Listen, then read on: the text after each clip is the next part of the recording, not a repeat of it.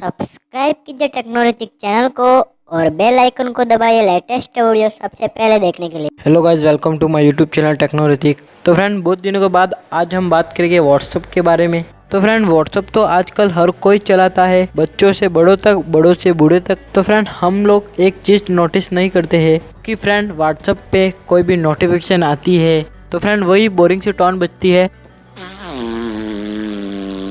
तो फ्रेंड, क्यों ना हम उस बोरिंग से रिंगटोन को हटा के एक नई यूनिक रिंगटोन लाए तो सुनने में मज़ा आए और सुनाने में भी मज़ा आए। तो फ्रेंड, आज इसलिए हम इस वीडियो में बात करेंगे एक ऐसी एप्लीकेशन के बारे में जिसकी मदद से आप अपने व्हाट्सएप के नोटिफिकेशन टोन को चेंज कर सकते हो और उसकी जगह एक नई टोन रख सकते हो।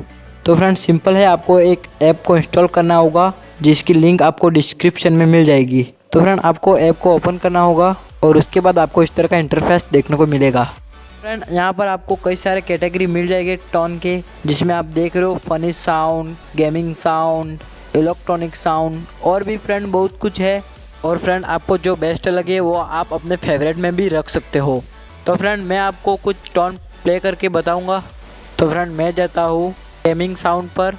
तो फ्रेंड, मैं आपको कुछ प्ले करके बताता हूँ। तो फ्रेंड, चलिए शुरू करते हैं।